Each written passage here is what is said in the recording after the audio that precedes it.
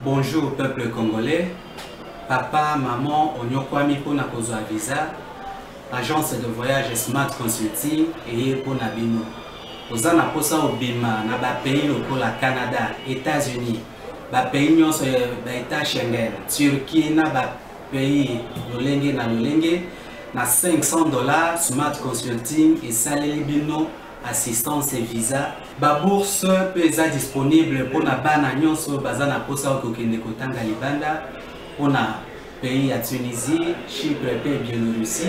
Oza na posa ya kozwa biso toza esika ya kobunga te okomi na rond-point Willery na avenue Luvungi 165 l'immeuble Kazam na premier niveau.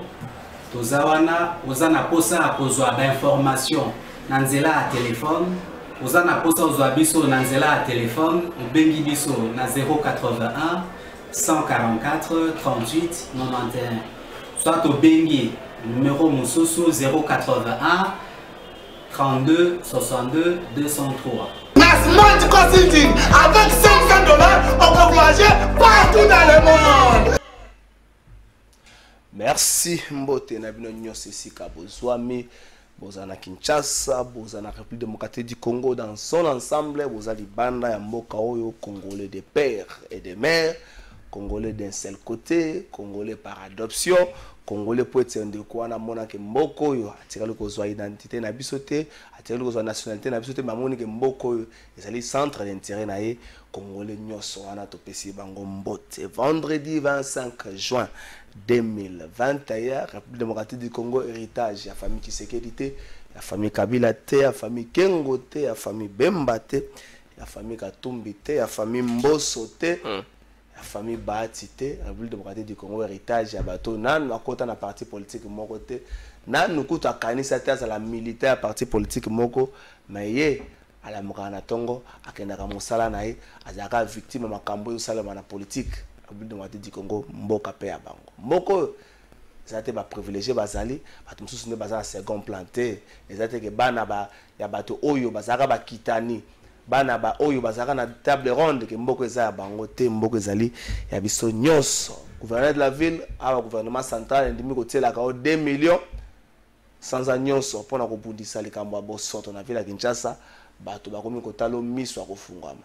Mais motuna avant batela yo oyebisa na biso na ba 10 000 banda kopesa ba bourgmestre eza ko sala musala nini olandila kango na coin nini poza ko pesa bourgmestre 10 000 ba jeep opesa ba bourgmestre gouverneur soko oyebite na zo funda ba bourgmestre pa na yo bango nyonso esika ba komaka ba commune na bango ba efasa yango e koma nango ba jeep staff e koma nango ba jeep ba mataka population pourtant ba jeep ezali na musala so na kwa moko moins sécurité police ça problème ba kokota na jeep wana ba ke ba koma esika yango mais ba bourgmestre ba komisa yango ya bango ba supprimer seka nyonso ba komaka ba komba ba commune avos à 2 millions au tiango na musala boluka noko yeba biwa kambo ani sali mais assemblée provinciale pena ko senga na bino awa gouverneur ko banda ko 2 millions bo fungola misu bo tika nano air moko ko swana bo fungola misu bo yebisaka na bakinwa nini mongo ane ko bando sala pesa na ndenge sengeli po soko legi na sayo ba sole koma ko sha koma ko za ba komba bato okana kala so ezwaki kombo o ya directeur cabinet gouverneur sortant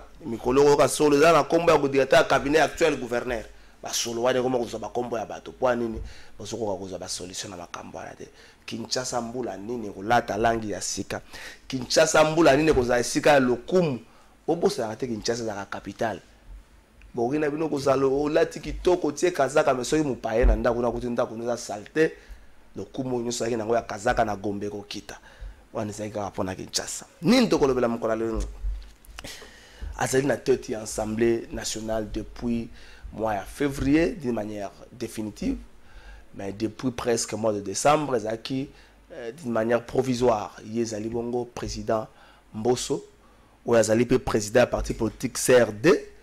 Tokomirano ko beta li solo autour na ye, autour ya carrière politique na ye, autour ya 100 jours, ba ko ba sa les 100 jours na niveau Assemblée nationale. Ba député moko ba yebisinga avant na sa monsieur ba bi azo bloquer pe ba motion le Rwanda comme Mabunda. Motion et plutôt question orale avec débat, vous avez adressé à ministre et à Petentik, dans les camontales RAM, pour mikolo rama zongi na ndenge ya makasi le président Vandela yango ya solo te to meka ko bango na mission na biso mkola carrière politique na ye to meka mam kepe ko beta li solo nango le lenge nini parti politique pour dire parti politique à président Mbosso zongeli viga a comme président Assemblée nationale na kala ezaka nango na koma ça la réanimation mikolo le rôle à zone comme président Assemblée nationale et zongeli vi na comme ko yoko vanda bo ba délégué à CRD ba uti Goma ba Kinshasa na tuni bango papa na 2014 une gomme bozaka na CRD tout ça peut monter à malamuti mikolo ba milita ba comme ko keno mona pe munda balabala lati sorte moko bo CRD longa président Mbosso na kala bozala ki wapi est-ce que ba parti politique continue ko biga kaka so mo kozinango azana mo ebonga lelo ba te bele bazana IDPS pour IDPS na pouvoir lobby IDPS na pouvoir te boko mona ka bilo ba ta ko bazama makasi ba wanga na ka wa likambo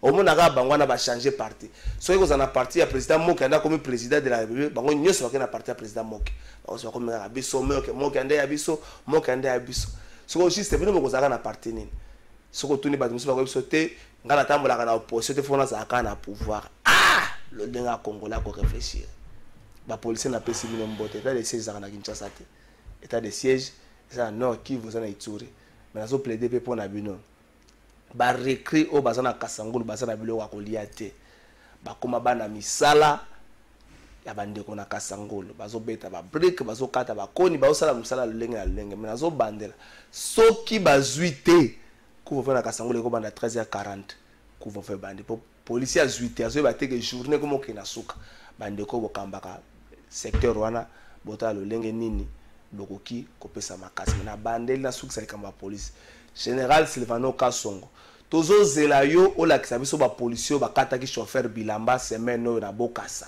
tozo zelayo to boyi makambo tango ba finga ka policier na boulevard to tsaka bino maboko po tatawa na kangama oui akangama e bongo ba policier ba kataki ndeko chauffeur bilamba bilongi na bango ezomona na Patrick to ko lukela nga image wana tozo ngisa bilongi na bango ezomona na tozo na posa ba kangama pe mais kotika bango na Kinshasa te bolimbisa biso partout bato wana baza différente na bakulu na nzela kanya makasi se yamba bango po ndenge na moyi bango kokata mutu bilamba na balabala tata ya bana tata ya libota nzela kanya makasi se yamba bango po bato wana baza na tina mingi te na ba service oyo eza kopesa lokumu na mboka lokola service de roulage we bongi réguler circulation surtout va na bata bongo et kozala loko moko malamu te baso lokelanga image so comme prête bakosala nga signe pour se faire désinfecter est-ce que l'image en gros après toquer dans la région botala ba policier na ko tia bango te soki ba kangami te pona mono ndire na niveau la police ville province de Kinshasa ba komi ko sala assemblant to bosani te to zana bino mayele ba to fo ba kangama so ba kangami te le kamo malamu te toquer na région.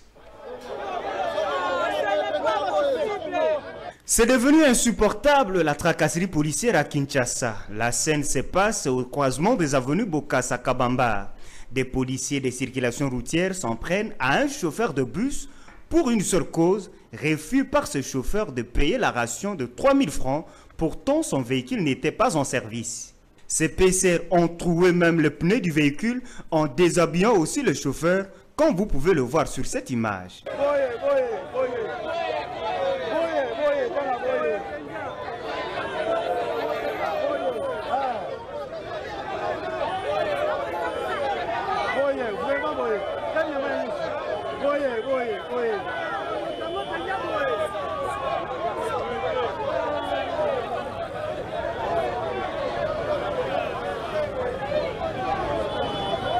Avec le durcissement des mesures contre le Covid-19, l'avenir s'annonce très malheureux pour le citoyen, car des policiers n'ont respect ni de loi, ni de la dignité humaine. Au chef de la police de Kinshasa, Silvano Kasongo, de prendre des dispositions pour éviter que pareille situation se reproduise à l'avenir. Merci, je vois que vous moni nenge policier azo meka kobeta muto aza motakala azo meka kobeta bolimbisa azo meka kobeta epat.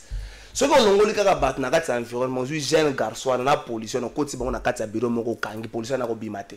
Garçon na ko bete bi boto ko bimate mais garçon ti bazo sala bongo azo continuer ko agresser bango azo tosa. To pesa le kumu na policier moko ya ki wana za service à roulage te azo meka roulage te bilamba o senga même na ba roulage batika ala tande ko bilamba ba roulage ba boyi koyoka. Mokonzi ya ville province ya Kinshasa ya la police bato yo kangi bango na nuté. So to lobi boye so to ba sija ba menace. oui tous ça basisa ba menace ton ndimi yango mais bato yo kokanga bango mbula nini bato aboye bazana nzela ebele o mema ba passer ba sambela ba policier bazo kaka to te ya bango lolenge kan mais tinda bango pe na kanya makasese tinda bango pe na kanya bato abo bazalo kumu te pona mboka na biso bazalo kumu te merci na bande ko ba na régie mon mboka Blanchard Dikambi ciao boni onde mbote ndeko boni yo santé ça kimia kitoko Assemblée nationale pèse autant pour la malam la communication nango je pense ça va depuis tout ça ça va tout ça ma casse pour que tu communiquer pour que bala mboko ba ba makambo ça melo ça là tout ça là ba chaîne est accrédité non tema ba partenaire na biso le roi Congo web ala déjà wana chaque fois informa ka peuple na de l'Assemblée nationale tout ça là to ko ça merci ndeko Joël Nomakweli bonio je vois que na massacre comme bon hauteur massacre en hauteur ndeko kimia ezali oyo combo de père et de mère congolais ok 100% c'est ben congolais aux alata oyaki na libanda ozaka congolais oza congolais te bapoza uti bandu yo oza congolais te ozaka congolais soko ndimi mboka oyo oza congolais ezala yo ndeko Blanchard to banda na yo Assemblée nationale lelo yo bato pour la plupart ba congolais bazo talela ngo avec ce qui s'est passé avec l'avènement Union Sacrée, bato belé bazo style l'Assemblée nationale, bato l'Assemblée nationale, na mibeko bako sala, bato l'Assemblée nationale, la makambo etali seni, bato l'Assemblée nationale, la makambo belé. Communication na bino na beaucoup c'est na bi question na autour nango même na ndeko Joël, communication na bino bo orientango le lenge kane. Parce que il faut que l'Assemblée nationale ça un rapporteur nango na rapporteur adjoint nango. Ce que bino bato ba c'est la communication nango. Avant tout quand na makamba parti il y a Mbuta Mbosso communication Assemblée nationale orientant le lenge kane. Bon, on a déjà moi extrêmement tout ça là il y a 100 jours. Il y a bureau 100 jours banda babandi. Il est résumé yango. OK. Yango pe. Le journal de l'Assemblée nationale, rétro, le 100 jours du bureau de l'Assemblée nationale. Magazine Oizali. Du 15 mars au 15 juin. Voilà. Donc, tu sais que la session en mars. Session en mars, car. Parce que dans 100 jours, tu as plus de jours et tout ça, que l'élection, tu réussir une élection. Si tu as une élection, dans 100 jours, il faut que. Il faut que bon ça paye administration, il faut que ça paye cabinet, il faut que ça là tout ça. Et ça quand on a 100 jours mais ça là c'est important. Activités importantes c'est la réalisation na ça là au bureau sali pendant c'est sur le mois de mars. C'est ça c'est le rôle nini. Tu as la vidéo là. Tu as la vidéo. So tu as la vidéo on les a pas là yo. Tu pas là avant de mettre ma sur la bureau. Tu pas là. Tu as extrêmement tu as 1 minute 30. Tu as 2 minutes on a pas là. Ouais ils allaient dans le moquer.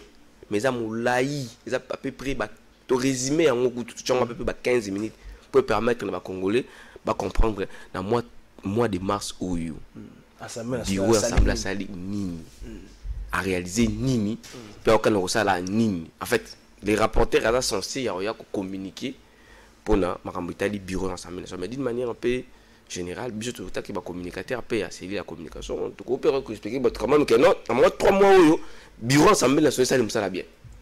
Donc il y a la régie avant de que Joël peut-être un mot binobo accès ndenge nini ndeko Blanchard Lobiango rapporteur azana ko la communication de manière officielle mais c'est la communication azana pour accompagner rapporteur c'est plus le bureau et puis la plénière mais communication la communication bima libanda ya plénière donc bima libanda ndako wana za na lingwa le keti la population mobimba tout ko ba ko résumé on est na musala salam na 3 mois. Merci ndeko Kalafai vraiment nazana isengo na koleka na émission na yo.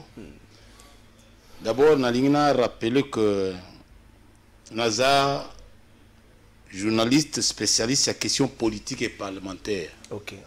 C'est depuis transition il y a Sun City kengai naza na Assemblée nationale il y a extrait naza ko couvrir l'Assemblée nationale et nikoloba ma etali communication à l'Assemblée nationale ce que tali ba législature nyonso eleki comme a été na législature oyo to na Assemblée nationale oyo ezali ko kambama na mokonzi oyo Mbosso moi différence ezali la communication yango ezali penza ouverte à mutu nyonso ezali penza mutu nyonso azala na facilité ya kozwa information à l'Assemblée nationale nakala yalaka bongo te nakala yalaka bongo te même ntango ya mbuta kamere ndeko nakala yala kutu na eleko ya kamere ezalaki kaka RTNC yango moko nde ezalaki plus considéré mais lelo ata organe moko ebimi lelo information liboso ya kobalancer eza Assemblée nationale. Okay. Donc etalisi ete communication ezotambola kitoko. En fait nalingi na bakisa eloko moko lobi na session oyo na 100 jours au président nalingi nayebisa yo ke na session ya mars Assemblée nationale examiné 19 lois. La session en mars, l'Assemblée nationale a examiné 19 lois. 22 plénières. 22 plénières. 8 lois de ratification. J'ai la loba kamalem. 8 lois de ratification. Exact. 22 plénières. 22 plénières. Oh, ceux qui n'ont pas musika simate. Ceux qui n'ont pas musika lobilobiawa. Hein? Lobilobiawa musika lobilobiawa.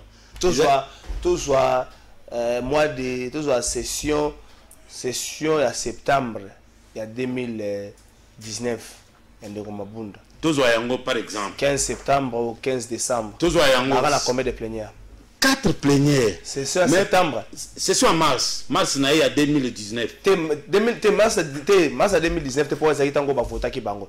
Dans la session à septembre 2019 à décembre. Donc 15 septembre au 15 décembre. Oui, 4 plénières. Alors tant que tu vas makelele, ayiko bakisa 2 plénières, ayiko sala 6 plénières pour une session de 3 mois. Ezaki lelo tokolo bake Assemblée nationale azako sala musala kitoko ndenge sengeli pona mibeko po musala ya Assemblée nationale ya musala mibeko na ko contrôler ko contrôler mission ya Assemblée ngwana mibale ko contrôler ko sala mibeko mibeko déjà na session 22 lois et 19 lois ezabelé et 22 plénières na 3 mois ezabelé. Ça musala et mon ami était bandeko baye pour basala musala. Mais député moi le ben qui Assemblée nationale a commis ko sala musala a commis ko sala musala na demi-terre ça l'honorable Eliezer après Assemblée nationale comme ça musala demi-terre bozo banda 12h so ko commis à 16h40 ba député ba na atolembe ba tie président pression président parti plénière na mutuna wana malamu kutu na boya kokota ata mususu na kobendana na moimbo kawe azali moponami ya peuple. Yenda yebi pona ni alobaki bongo menga na pesio architecture ya mibeko so kei na bureau de séance ya Assemblée nationale okokuta makambo nga na lobina yo ndeko plancha la plénière ndeko kalafa la plénière comme mingi ya demi-terrain na pesi mbote pas honorable Eliezer Ntambwe élu du peuple nabi ki na soko kosele makambo c'est bon te alobaki yango jour oyo bayambaki ministre José Panda la plénière comme mingi demi-terrain ba c'est quoi 2 heures du temps tolembe non c'est faux non wala za yimta alobaki te ndeko obi ke biso za na mo avantage mo boye to sala makasi to bongisa na bandeko ya RTNT ba plénière nyonso pas ba plénière à huis clos ba plénière nyonso e bandaka koleka na RTNT en direct. So bandi plénière même c'est fou non ils allaient non il ne t'a raté to banda ba banda retraite non plénière non plénière asuka oyo ya commission tout statuer sur ba lever d'immunité ba député et banda qui yani 12h à 19h 12h à 19h 19h30 parce que la plénière tous n'est pas marawana surtout on a plénière communiquer quoi rapporteur a signé communiquer to commune RTNT que non pour un tel jour tous la plénière équipe à RTNT et yakawana RTNT 3 ça a besoin retransmission en direct RTNT ça dit et ça la moto batte que non to kataka plénière non pas bandara ti RSI la kawana bato RTNT ba longa dans 20h 21h 22h plénière ici de 21h30 22h ba ke banda c'est-à-dire que Moutananga honorable Eliezer n'andimite qu'il y a le bail de Wandengona. Pour y moi ça sur place on a dit que notre bande va plénière fois. La plénière il y a demi-terrain. Non, ils ont raté papa. Ils ont raté. Bisous to Canada déjà. Tout bon ça déjà. C'est là toujours quand on a makamba parti. Tout si ça moi que pour ça na image on a 100 jours. Bah lui président Moussa so vendre là ba question avec débat ba député quand ndenge ça na ndeko mabunda so vendre là. Ba lobby député c'est ça aussi le problème. Député, question orale parce que député adressé dans la ministre. S'il vous plaît, pardon. Moni tout côté ensemble national pour les gens pas député. Hein? Elle parle du peuple représenté par les députés. Alors, juste au côté conflit, tout au côté dans la contradiction dans les députés. On est allé pas na bango. Bino vous allez au Maboko mais na bango pour bango bazali wana pour peuple à voter bango. Puis ils ont accompagné bango sur le plan de la communication, sur le plan de la visibilité na bango. Ba député oyo ba ya côté ba loi na bango par exemple, ba les canaux c'est la communication to la kisaka bango. C'est ça la différence. Pour vous dire qu'on ne cache rien. Cela veut dire que les députés ont une proposition de loi naïe. C'est la communication et l'Assemblée nationale. Et quoi accompagner et qui est un secrétariat à déposer et médiatiser que nos députés qui ont dit à une proposition de loi naïe, projet de loi naïe à l'Assemblée nationale. Il faut examiner. Ce n'est pas comme ça quand vous introduisez une proposition de loi, il faut examiner. Les gens sont chargés d'examiner les questions, les questions parlementaires. Vous comprenez? Cela veut dire que tout le côté, tout le côté, zélo, la place au miel les alliés. Attends, miel les alliés, comme on va PC, comme on appelle moi quel.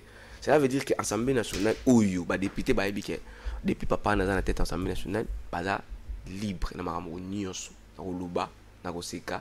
Avant que Régine a précisé le comoko, on question orale avec débat, il y a ministre. Adressé à la ministre, ça peut être un tic. Non. Et ça, ministre, je me rappelle, à l'époque, ministre a commis l'Assemblée. Azali na réunion en Égypte. Il ne pouvait pas qu'il y a au même moment. Il fallait reprogrammer. Mon procédure parlementaire est aboui. Mais procédure parlementaire est aboui. Tant que question est là, il y a une session et que Moutoyer t'a empêché de programmer ici dans la même session. Il faut session et c'est ça la procédure parlementaire. Mais José Panda, où tu as répondre, ministre de la voilà. Donc c'est pour vous dire que rien n'est bloqué. Et puis non seulement ça, ça ministre ndeko. Gouvernement zaki, et ça gouvernement sika. Et ça gouvernement il y a moi na mboka ça molokon. Gouvernement il y a papa la biso ilungi lungamba et c'est lungu déjà. C'est-à-dire cela veut dire mais continuité au gouvernement cela veut dire problème bengisa ndeko. Au bengisa moto oyo ayi ba nommer sika dans la ministère. Na nous a eu possession du dossier. A sali remise et reprise dans mon inganae 2 jours après ben ça ensemble. Non quand même. Non on a nommé directeur de cabinet n'a été, non on a nommé ba conseiller n'a été, non on a sali cabinet n'a été. Moto a outil libanda yo kota sika. Non mais parce que ta isa moulayi bako ya wana bako défiler wana bo mona bango preuve ka ya mukeka ka ya Assemblée nationale des députés banda histoire comme c'est ça c'est que les gens oublient. Les gens qui se focalisent sur la futilité. Oh, Jeep, pas député. Voilà, donc, on peut bien. Mais l'introduction, le gouverneur a fait ça Jeep. S'il vous plaît. Gouverneur de la ville, province à Kinshasa, a s'organisé pour faire ça. Collaborateur, c'est un moyen de déplacement. Oui, bien, bien. Sikoyo ba pesi ba jeep pas ba député par exemple député a eu jeep ba pesi c'est plus na été ba pesi ka député moko sikoyo bisanga jeep oyo bourgmestre a pesi ba député gouverneur na jeep oyo ba pesi ba telemi beko. Pourquoi ça va faire un problème? Parce que député national a élu du peuple. À sa peine à moyen paye à sa peine à droit à se déplacer. S'il vous plaît, papa. Émission notre bolanda. Tout le garato masque à peuple était. Faut que ça peuple vérité. Vous comprenez? Parce que bien quand tu as peuple on va mu pandu rabino. Mu panza banane. On va na mu panzita. Tu n'as habité? Bien quand tu as peuple so peuple c'est peuple on va ka décider. Le police va ka bon police musu ba ka sa peuple mu panza na bango. Pour na bango peuple za ka côté na bango peuple azali. Ça dit côté bato ba dans la pouvoir peuple azati. Non. Te peuple za bangambo nyuso. On est fo mutalo. Voilà, cela veut dire que ba député wana pe ba pe na peuple sima na bango. Alors un élu du peuple aux senga non ba contrôle parlementaire mais muto tina que contrôle ministre so tam tanzala. Yesu klende. ils ont tinda que contrôler ministre ou azana makambu il mo tambola na baketch atambola na contrat bien te azana contrat bien te azana l'arté yo monta ninga so tini ala bana ko senga bana kala ba pesa ba membre gouvernement ya union sacrée ba IST nouveau modèle les da et pas bon konzamboka bon na ministre ba véhicule ba mituka ba IST nouveau modèle pour réduire même carburant ba mituka non mais carburant ba député ça te que soit ba député bana doit carburant ba mituka oyo ezo bota ba problème ya assemblée nationale ezana ngo likambu ya sikati ezaka ba lingi tête ya tata oti moni tata oyo non mais le vieux a un soutien à majeure partie de l'Assemblée nationale. Non seulement l'Assemblée nationale a un soutien à la population. Parce que Tata Oyo a otambola enge bene mibeko ya mboka. Ndenge mibeko ya mboka esengi ado to sa moto tout. Ado to sa président de la République ado respecter ma président de la République. Bozo lukaka ba polémique ba ceci c'est là machin. Non, c'est pas important. Makamo ba jeep ma ba nini wana boza ma monsieur ndeko kala fa ya yo na Congo ba bovi. Mais c'est là ba jeep population tenda y a un problème où tu pas ba député bango moko ba député wana c'est ça la communication président à lobby Jeep Ezali cadeau d'abord c'est la et puis rapporteur de aïe sur lobby Jeep Ezali cadeau ça va nyongo on va député ba c'est la problème outil papa omoni congolais hein soka lingi kaka nuire yo ako créer makambo ezaki algolata yo la TV masolo ka singlet to bon on gagne la fin du bout c'est émission je ne parle pas naka ke na maleme mais là na trop likolo naka na côté na kuna kata musino makambo te mais lobi na ngwe ko makaka non aleka la télévision alulu c'est ça le Congo ba kotisi ba congolais esprit wana surtout ba to ba lingi popularité parce que ça na question d'actualité alingi ba ye ta musu moto so tché devant mboso boye loba na mboso fa boye fait toi ta manga lobate. Mais aujourd'hui, parce qu'il y a la télé, bah, il se passe comment on mais lorsqu'on gère aussi la chose publique, à un certain moment, bah, tirer compte d'un peu partout. Mais papa, donc je vais là, et bien, non, mais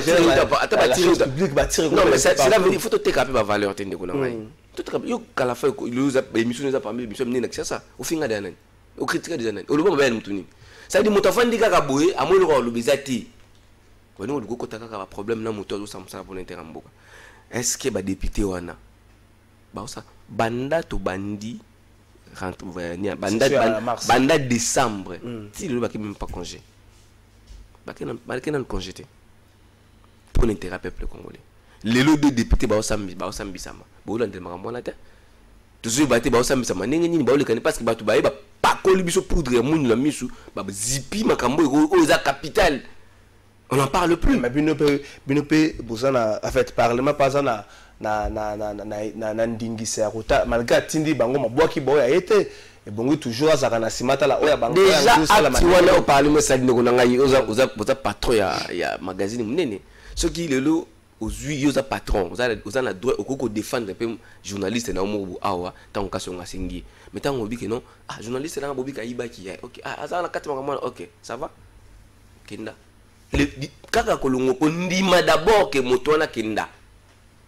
kondima ka moto na kenda ko sambisama ya déjà signe moko ya bien auto ko betela maboko parce que ça malonté yebisa ngai banda ba kambeleka ba fe minako bazala wana ba mama bunda bazala wana ba no ganga te mo détournement ba no ganga te banda tanga ba pa fe na biso bushaba to no ganga ma détournement te mbongo ba ba mo ba no ganga te mais nani oya ko kondima ko fungula porte ya ko bisa député que non kenda ko samba pour vieux René Lumbu a commis député national na tango na 2018 a qui comptable d'état ministère des finances a dans un parcours sur le plan il y a finance à mboka na biso a travaillé na mboka ou comme état comptable fonctionnaire à l'état ça a commis député quelque part soka saki mabe exemple il y a mboko avec non soka ça mabe na kala mboko ma député abla comme député pour ba bombanga pour comme na député ba timbanga te immunité tout comme ça.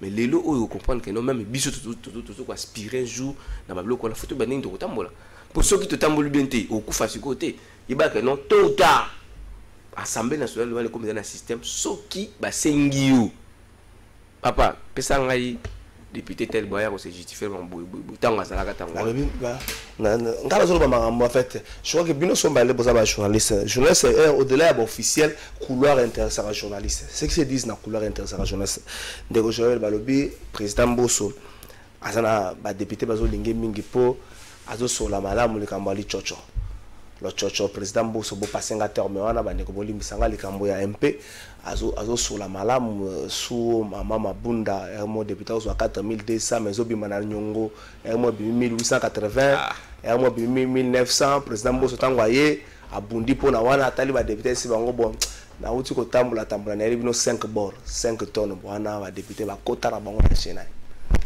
ndeko na ko répondre rapidement na mutu na yo mais avant de répondre na lingi na pesa makanisi yo baye batanga o balobaka la science balobaka boye à 60 ans mutazana droit ko sala erreur te ba bêtise auto bande au sala tango zalaki avant 60 ans tant muso kosi tant muso yibi tant muso sali mabe moko boye mais ceux qui muto comme na 60 ans ils a âge ya sagesse et ninkoloba voilà azana droit au salaire te nazo répondre mutuna na yo siko yo nga pela pesa yo kama ka natambola kaka na eloko wana ndeko nanga zela ozola otiko no maloba OK omoni batu baloba ka eloko wana baloba ona catégorie moko botaki procès sans jour procès sans jour taki procès sans jour loba na yo omoni ba âge bato ba condamna ba leka 60 kala très bien donc babandi ko sabe wana c'est là où nazoya Jamal 80 so babandi ko sabe na 80 ans c'est là où nazoya ina ebisa yo ke donc ceux qui vont taliki 60 ans azotala sortie honorifique na ye ndenge nini akoki koptika relève c'est ce que le président Boso a dit. Ce qui peut monter l'église 60 ans à Congo, azotala kuya siffler suka yango na ba nina kotiki la pas du tout, ça dépend en parcours mais papa ce qui mutu auti na pasi auti na kolela lela auti na kozanga ndakoloba à 60 ans on a vu na kotika te mais Boso n'est pas n'importe qui 11 fois ngana tanga Boso na classe comme ministre de enseignement nga aujourd'hui je me réjouis. Alors, Ozomona Mutuna Ajuana Azana droit erreur. Pas du tout. C'est comme ça, Ozomona, expérience tellement Zalina Yango. Expérience en ça. Expérience politique, sagesse Azana Yango. Nda Ozomona Azo Sangi Saba député. La député Tang Azo Sangi Sabango. Mais bah, moni que oui, papa et madame. Oebina Mokile, et loko eleki di solo ezate. Okoza na mbongo, mais so zana li solo te, batu bako kimayo. Donc, il y a un président. Azande na lisolo ayebi expérience o yaza ndeni akosolo et puis ndeko kala fa yoka pardon peut-être bani historique en bien té teto o ezaki show et puis to zonga na makambo ya Boso aki 11 fois ministre na mboka oyo ya ngala yo ya suka zaki vice-ministre ya isu ya suka zaki vice-ministre 11 fois ministre wana boye aki na salaire aki na prime aki na ba frais d'émission aki na ba avantage mususu cela veut dire que non akozanga kosomba lupango te na 11 fois azala ministre wana akozanga kosomba lupango te akozanga moya kotina bana na poto te akozanga moya kotonga te akozanga pe ndenge na osasa bato te c'est-à-dire asala na époque ya Kabila vena biso Joseph Kabila aki 2 fois vice-ministre malgré vice-ministre avec bato yo bako pesa mboso opportunité à s'exprimer te Tambo Mwamba na Steve Mbikai. C'est là avec vice-ministre à justice et puis vice-ministre il a issu voilà si ko abandé ko zope moi salaire aki pe na avantage aki lié na fonction na aza pe na moi compte en banque bomba pe moi info na c'est-à-dire que ça mutanzala te surtout batata ala moto mo bote abomba aboya te na bumo kaya na Assemblée nationale pour bato ba banoko mona comme si aiko s'enrichir na carte ensemble oui ils en a pas avantage moto nyo surtout oya comme la fonction wana po bato bazali libande ba luko kuma wana tout le monde luko ba carte wati ils a pas avantage lié la fonction aza na ba avantage na wana est-ce que ko kabla mtolote l'avantage c'est entretenir peut partir na avantage wana est-ce que ko benga ndeko kala fa ite bu petit na landaki misuno kitoko fo félicitations za Kamaïli vraiment so ka pesi yote akabaka te maboko na avantage na ko bon ça peut partir CRD azwa avantage wana parti za parti la la série moko il a landé une partie finga rata te parti et là la ka et là la te il y a député parti na kwa moko kwa nini côté via Mike député non na Kinshasa wa bon parce que ça être candidat bon ça met bon Jonathan Bima député Jonathan Bima 2011 na 2011 wala 2018 Jonathan Bima soka bakabo wala 2018 auta honorable Samuel Mbemba Kabouya moi la kanluku yo kaka ça appartient même il me directeur de cabinet de président Assemblée nationale yo ka di parti ça partager là Kinshasa ou ça député Kinshasa na lukum na plus on ça va c'est ça va Samuel Mbemba très bien oui parti voilà il faut d'ailleurs que tu peux bino peut-être bos acteur ou la nila il y a acteur politique boso azaki na kati ya FCC ala regroupement ABC pour FCC LO ce que tous allez ala regroupement ABC boso a subir ba injustice aux ezaki soit zaki na yo ka makaba ba injustice so ba injustice sango zaki na likamuni pour azalaka ministre ba injustice a subir ya nini aki ministre natanga Mobutu natanga Kabila vers kindaka dans exil exil yango lobika ko sepela jamais na makambo exil wana ako sepela te na désordre côté na mboka po ayebi gu ya makila ayebi ko bimma zelato papa so ka facha bike no po ba to pe fachi kanda so fachi oyeka awa pan abo o amoni ke akokela justice takima au moins ba ko ngana kima na kima zelato ke na régie total à 100 jours ya bureau définitif Assemblée nationale o ka ba milelo mwana mboka mboso kodi mpwanga toke na régie bongo tokozonga ezaka kama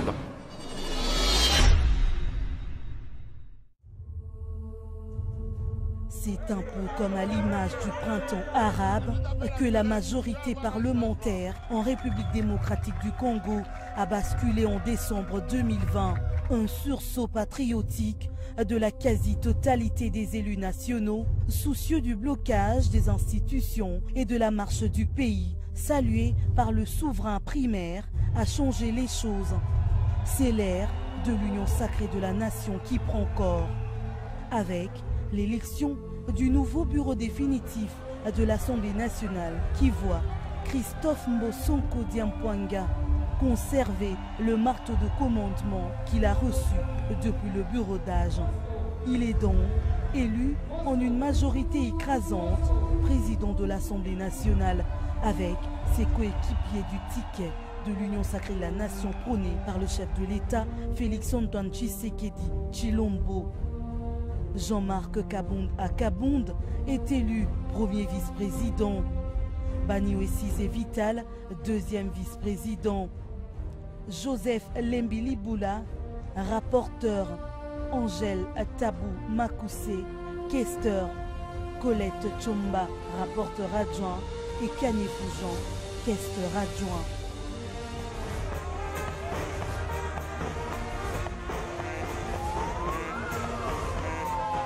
Le 15 mars 2020 intervient la rentrée parlementaire.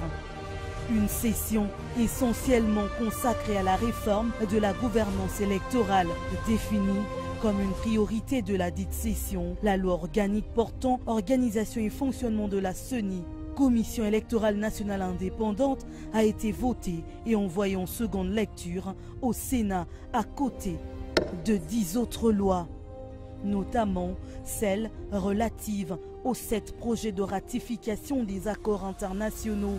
C'est un travail. Merci. Merci Nabande Kobaza na régie. 18 lois, 22 plénières, 6 lois de ratification. On est dans le bilan. La session de mars, malgré ma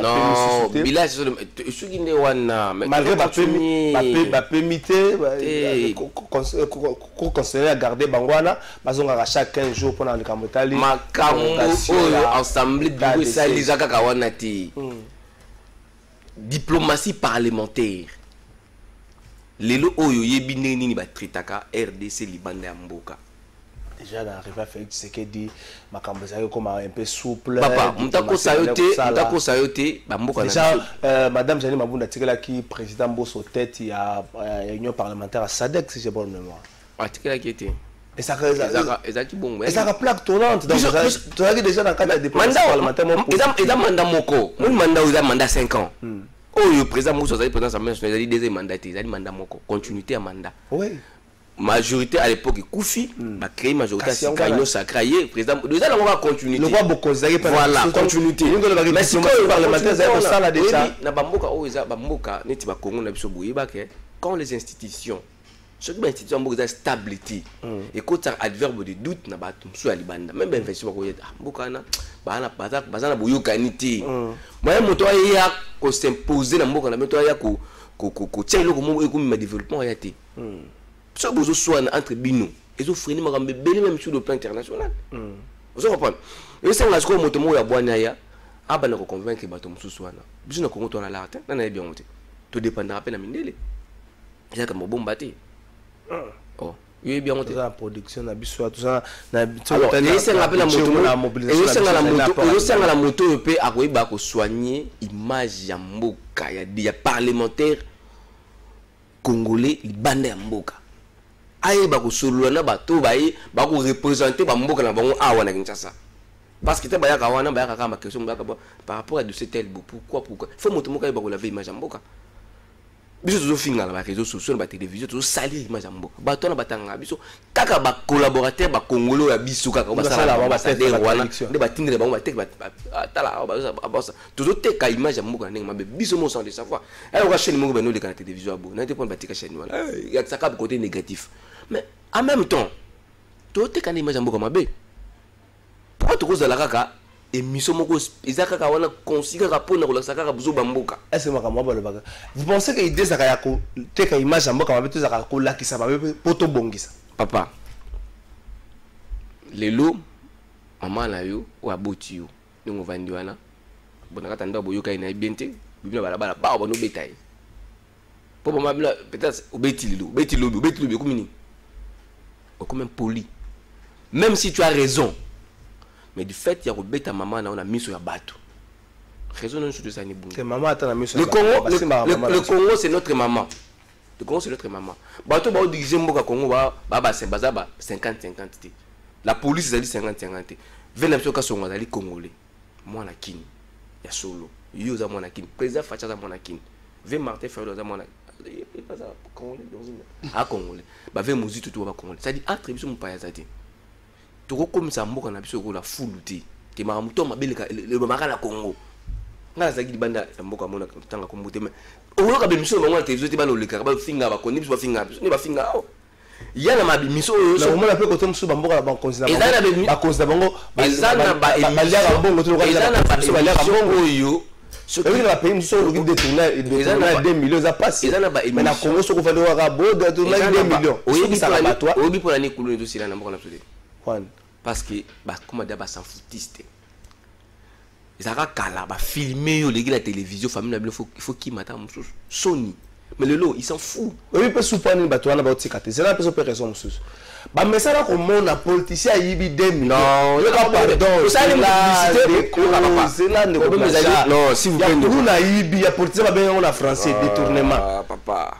Si comme Moutou a yibagi 2 millions, on a yibagi 500 francs à la poche. On défend le député. On n'a pas député. Ça, politicien congolais dans son ensemble. Moutou a yibagi 500 francs na poche à Blanchard. Tokangiye, police a zuye, a yo tikaye, balexé la télévision, a ke kanya makase. Moutou a yibi 2 millions par exemple. Aujourd'hui, ça va venir à Congolais belé, à s'aller protéger dans ma campo morobo. Oyo ka 2 millions, écoute, ko yiba, soko meko le bakala la télévision, yibaki, yende ko tako funda yo. Ils ont utilisé l'expression détournement des fonds publics, détournement des deniers publics. Ce que la population fait quelque part, nous passe. Nous devons réfléchir.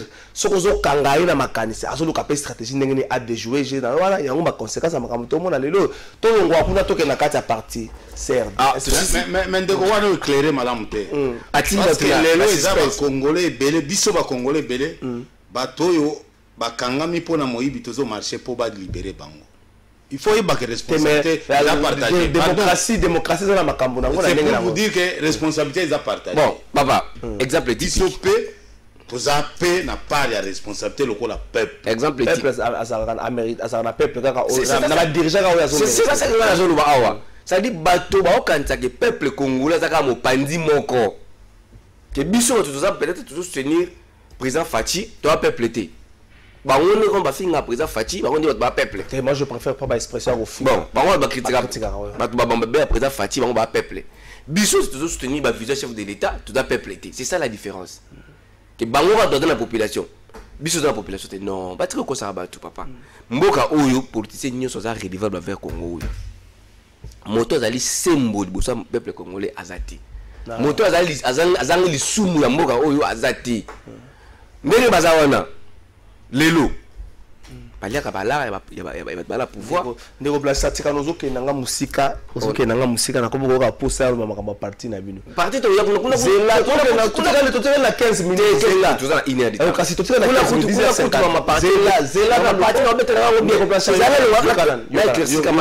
yoka na pesa timing olobi na émission que député moko ala directeur de cabinet ya président Mbosso député moni masumu député a un salaire mi ba mais pour ton information avant de nommer député atiki mandana avant directeur de cabinet atiki mandana ya bila sous député té na longo ko député pour assumer fonction ça le roi parti politique ce que vous allez lo on a parti atiki siège na na discipline c'est un moment où vous député qui ministre bave toni mo baba député ba ministre bave na biso patrimoine ya ki député ki ministre atiki siège na ye pas atiki siège na tipile na isa loi donc parti na 40 abatwa quand on ndenge pour ya déjà na siège moko le roi député boko ko mutu mususu aye ko vanda wana mais c'est la même chose non c'est la même chose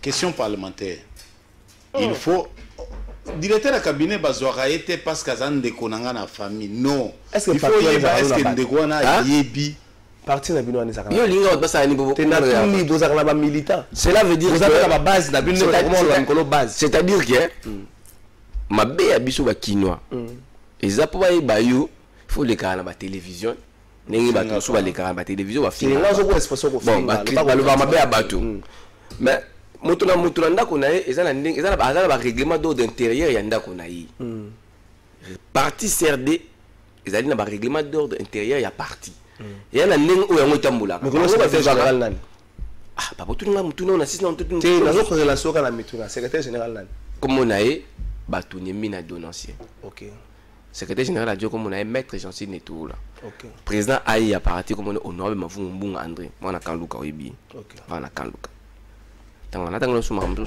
président ligue des jeunes comme on est trésor tombo c'est un jeune OK quoi le kola ngai ngai yo nazo bano bona les jeunes mon nazo simbi comme que ça parti na banda parti depuis 2011 je pense na Mbosso synthétique c'est-à-dire que parti au wana président Mbosso ça parti au teka ba valeur teka ba isa wana pour le teka ba makelele té et puis banko au parti na zuna tango ya FCC et akutu makasi parti mais autant chose qui mutu makasi té tamsu mais tamsu sakte ka yango pe te kufa exista soutien yo imaginer que la FCC ka wana le pouvoir na MP baboto la kaka bango bata FCC bata MP wana basala vie systématique nous ba récupérer va député ba créer parti politique mais baboya ko démissionner na parti ngala yotanga ba bliko ben difficile ya suko to yebi na parti wana za Jonathan bo akuta wapi amena momani na momani ayokana kite na mbuta qui te dit ça mtaki président aïe à parti yimta tambusi parti ne mtu président Mbosso banda Jonathan Alongwa atikila ba jeune responsabilité à gérer parti azali autorité morale apetaka ba directive président aïe zo kumela parti za président Mbosso te président tika responsabilité ba kumso kumela parti pour ça préparer relève banko via kota non c'est un tumso metam sou pas ta li moi ma politique biso to ba to vandi na ye ba ne toujours ba tentation père long alors petit na pas dans il y a des choses de ça la tête ça quoi déjà c'est fini histoire là to vandi na ye non attention à quoi biso eza pour netinga pour nanga esengo ya komona peut-être na ko souhaiter un jour na pesa pe témoignage sur vieux à l'envie ni na pesa témoignage boy sur vieux à l'envie na ça la parmi ba jeune ba otanga ta ma biographie que non voilà la salle ma parcours politique nanga kota mutu moko boy na c'est ba fonction ba ele nanga pas mutu moko pendant tout ce temps le loyo ba ebinga na sima papa alors tout ka ba valeur yo mona mokolo moko te militant moko ya CRD to membre moko ya CRD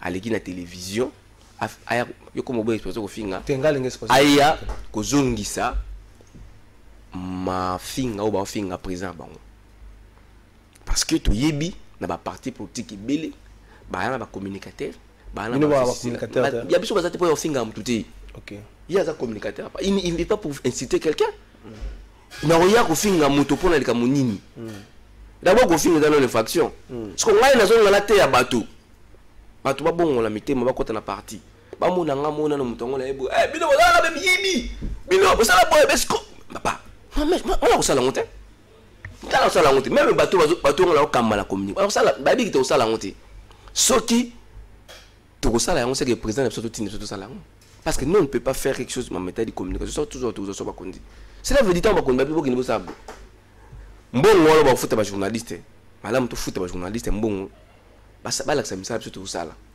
président Mbosso akenda secrétaire bu akenda kutana ba cardinal ba confession religieuse ba sola ki boye pour l'intérêt mboka voilà koti ki me secrétaire mama et moi ba na ba conflit nani na kambina ngo na ministère de santé nani oyo akoti ki kimia na iloko wana les deux sont mama mouvant depuis peut-être Mbosso tabenda bango ba imagine na so image abenga bango nyonso na gouverneur na ministre tout ba vanda tout na ministre sortant tout même ngobila busola na ya bisao siko ngai na ya kuteka biloko ya mokonzi na ngate ne ngasa mama be pone teka mboka ngai kuteka na yo répondre bato na bika réalité ba pa la gestion mboka oyo et c'est là où bana 18 ans mboka ba sala pelo te c'est là où na baxelo ko moko na tango zo sangisa bandeko docteur moko aza reconnu oyebi kombo na ye ya lobi jamais ya koki koyokana te na bato oyo. Mais c'est là où on a eu pour la première fois président levé ton alobi non wana ezali vie ya bato nazaka d'accord te pour na mutu azosakana na ba vie ya bato soko lingi te oza pe na hôpital na privé kende longwa na mama yo bacha mutu mususu tu vois pour le intérêt donc na linga lobake parti ndenge lobamaka parti nde parti ezana ba o babengaka base assise à part na Kinshasa na Grand Bandundu eza partout na nord eza partout eza partout na Katanga eza partout na Grand Kasai na Congo central na Congo central ba précisément wapi na Congo central ko bande d'abord qui envoyé tuzawana soko ye na Matadi ezali parti eza partout c'est pas ezali moi vie collègue c'est pour vous dire que parti mais comment tu vas derrière moi même faut pas ça c'est numéro la faille ndeko la faille yo zo mona kwa Mbosso ngaza mutu azali kwa bato tozomona azaki c'est un chef kombo ya kala yo zo mona Mbosso azali kwa mutu ozaki ko travailler na mutu moko songolo pakala oyibi mbongo pa na mutu alinga kangisa yo kimi comme opposition mo finga mutu ana osali parti politique no mo finga mutu non o tozomona lelo yo a créer parti politique mais tozwaka ma parcours na ye avant comment wana azaki ko travailler na mutu moko boye a sali faux a ibeli konda amuto nga kangisa ye ali akoti mo pani opposition pour mi batela non CRD ali parti moto to kamba parti qui 11 fois ministre na répétons encore à vivre pour Mobutu à vivre ni Mobutu à Kimi pour ma politique à vivre ni Kabila Koti on vient à boya opposition à Tembe à vivre ni Kabila Koti ni Kabila le père à Tikibiso père son âme à vivre ni Kabila le fils à côté ni Kabila le fils à Tikibiso c'est-à-dire à travailler na ba pouvoir les lois azana mwana mboka fachi yoka ya motuya quitter les groupes armés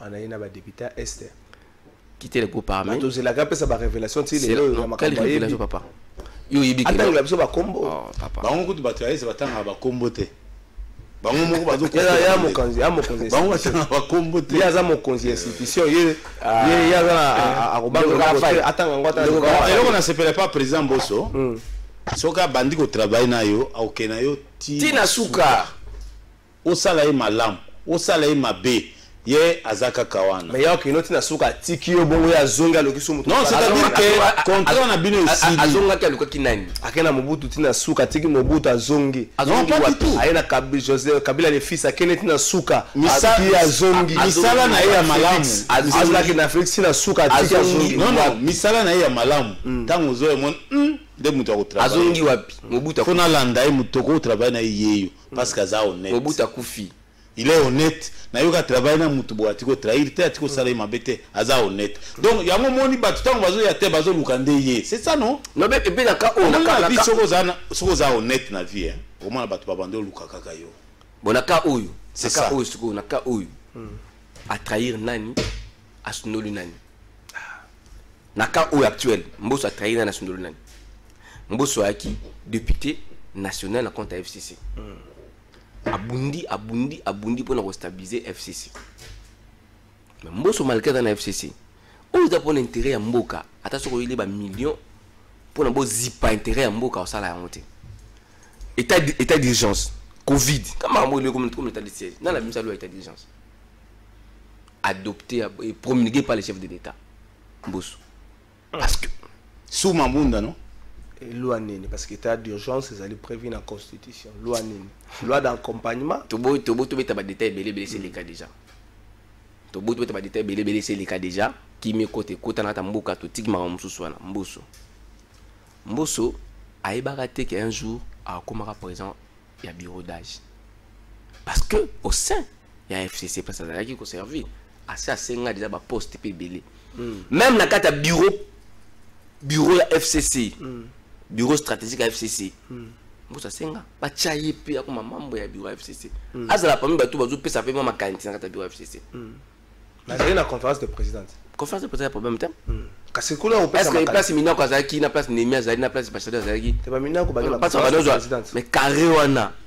Ah mais carré ça kaka ba tout. Alors même les lois président si ko l'Assemblée nationale attends ba député nous soit la président parti politique carré ça kaka ba tout. Sikoyo mon acte traitement ba banda réservé. Sikoyo président Mbosso ezali loi ya nature. 78 ans na ye na Assemblée nationale bari mikolo mibale.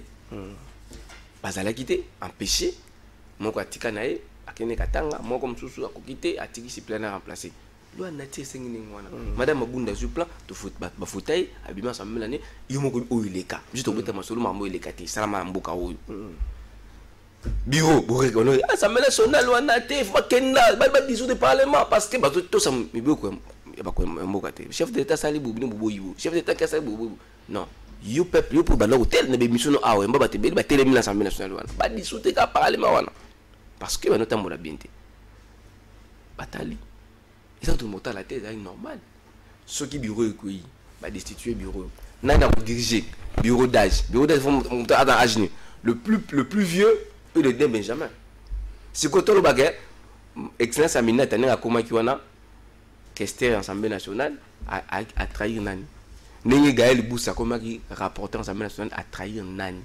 Est-ce que ceux qui Gaël Boussa qui a 50 ans a comme rapporteur en Assemblée nationale bureau d'âge? Circonstanciel. Alors, tant qu'on a commis président bureau d'âge. Façon pas kumbeli makamba bureau d'âge. Non, mayele na boanya. Stratégie. Ndene pas kumbeli bureau d'âge wana na matango wana ba peut un mois wana zaki na yango nga kumbeli bureau d'âge. Même you. Ato ndima na binote bo kota ba tusi ya mpandeni so ba tu ya soki ya soki ba to tongo tani soki ningi na bo elle na bino bo kota na ba journaliste. Oh, ba elle oyebi o chapa journaliste na ba président Mbosso atambusi bureau d'âge ya jali to ba ke na bi phrase mo président Mbosso lo ba mingi solo la bien.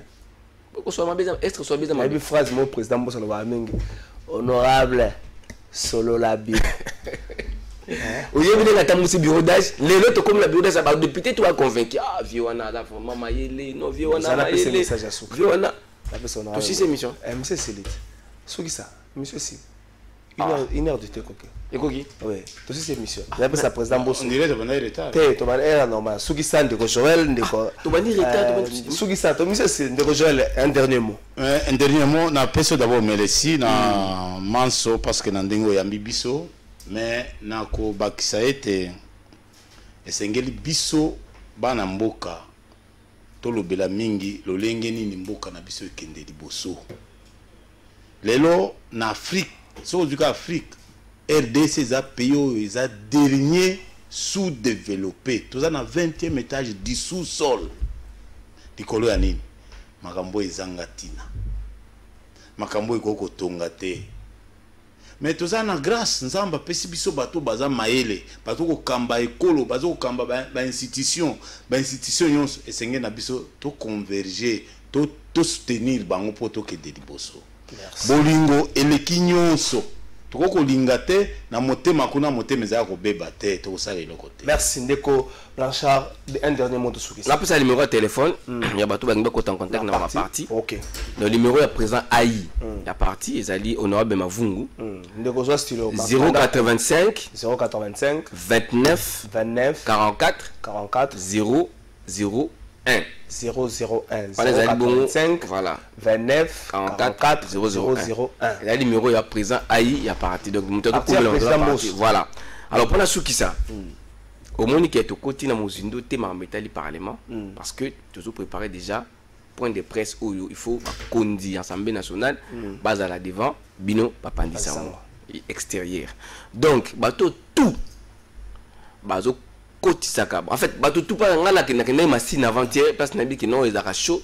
Je n'ai même pas entendu parler de ça. Merci. On attend quand les réseaux sociaux, bateau dans ma parti politique, il y a Twitter, hein, comme ma parti politique, autorité morale non comme on a Twitter, comme on a Facebook, comme on a WhatsApp, bateau bateau on va côté la bateau maman kanisa ma bé na me tout pour nous salir mais à président Mbosso. Vraiment la scène bango. Merci. C'est aussi si. Oui, toi aussi. 2 minutes. 1 seconde plutôt. Bango tourner bazawana, bazali redevable envers mboka oyo. Merci. Et qui bazape na makambo oyo, faut baluba pour na mboka oyo. Baluka sympathie à peuple té na mutu ya Mbosso. Merci Ndeko Blanchard, merci Ndeko Joël, le bané président Mbosso Lobaka. Honorable Solo la bien. Trésor Kalafay Solo la bien.